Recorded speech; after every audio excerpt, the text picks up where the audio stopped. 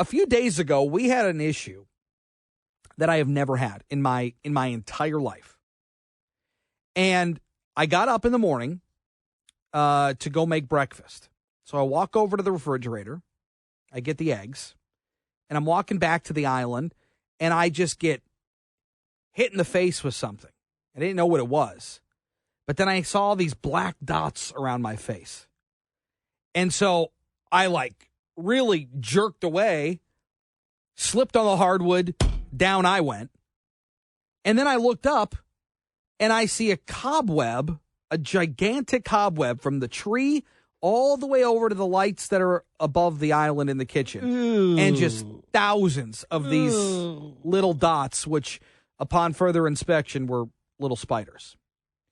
And so we cleaned it up, vacuumed everything up, took care of them that way. Then we left for a couple hours, went to go run some errands, and then came back, and they were all back. And I said to my wife, I said, this tree's got to go. We got to get rid of this thing. So we took all the ornaments off. We took all the lights off, unscrewed it from the base, and out to the curb it went.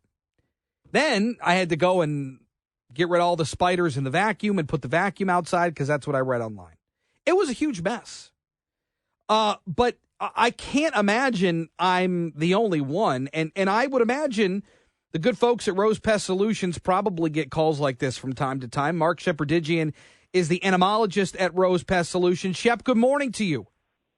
Good morning, and please call me Shep. How often do you get calls like this? You know, I can't recall ever getting such a call. I'll tell you though, it's not an unusual thing, and not necessarily for natural trees, but for artificial trees that have been left in sheds or other attics and places where spiders might be. Spiders are everywhere. You are never very far from a spider, regardless of how creepy that may seem to some people. So did I do the right thing? Because what I had, upon some of my in-depth Google research, it was that sometimes these spiders, if they lay the eggs in the tree, they kind of go dormant.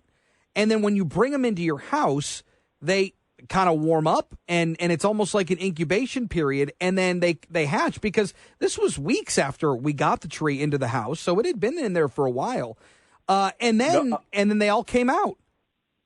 No doubt about it. It could have been triggered by the warmth, but let's not discount the fact could have been spiders in the house anyway. It is really Shep, hard to tell. How dare you? I gotta tell you, well, spiders are everywhere. I gotta tell you something though. It's a matter of perspective. If you told me, yeah, we got a tree and all these spiders are gonna come out, but that sounds like a self-decorating tree to me. I would have think you'd have to pay extra. It self-decorated my face is what happened. That was the real problem. It did, but if you now, and I get it, there are some people who go, 1,000 spiders coming out of the tree. Nope. Right out to the curb it goes, ornaments and all, and they would. You don't have to do that. I would say,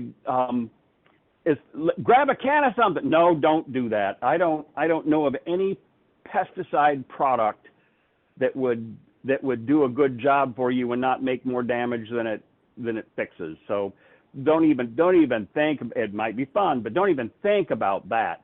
There's a couple things to do, and you probably did the right thing. Get a vacuum cleaner or a dust buster, whatever they call those things these days, and suck them up. And you can leave it in the garage. So little spiderlings are very delicate and probably won't survive the dust buster anyway. But if you just felt bad about it, leave it outside. It'll be cold. They won't go anywhere.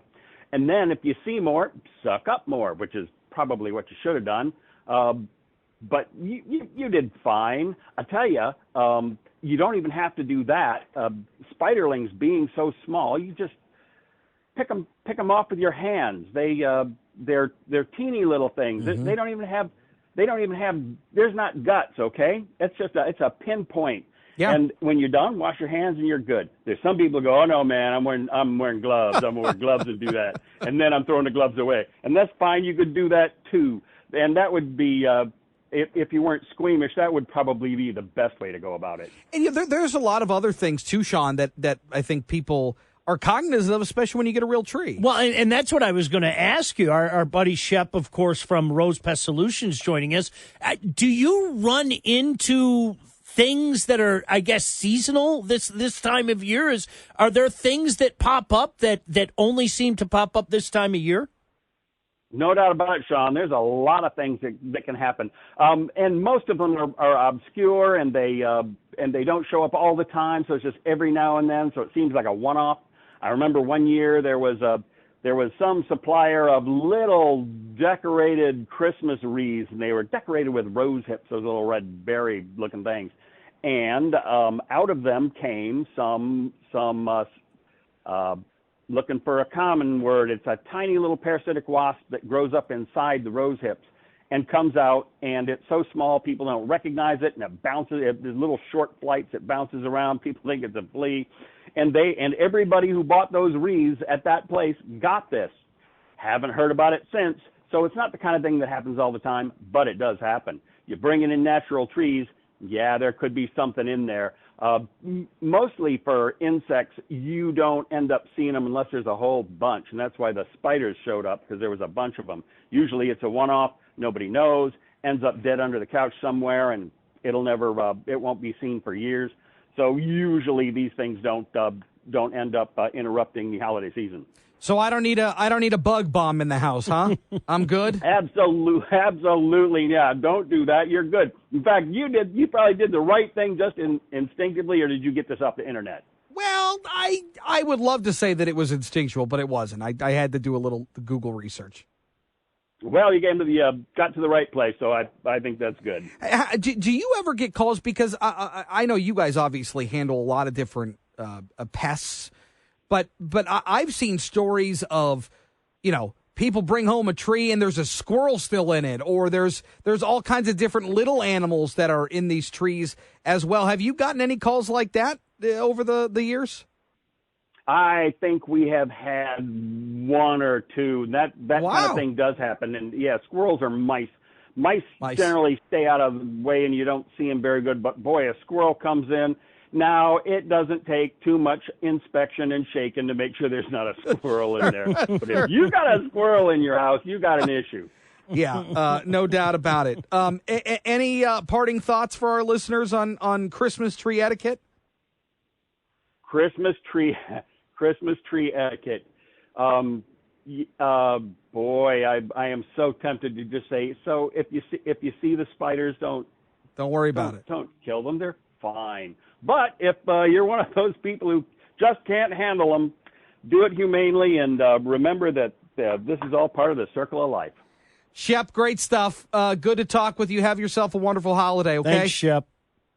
Thank you, fellas. It was good to talk to you. Yeah, good to talk with you, too. Mark Sheperdigian with Rose Pest Solutions.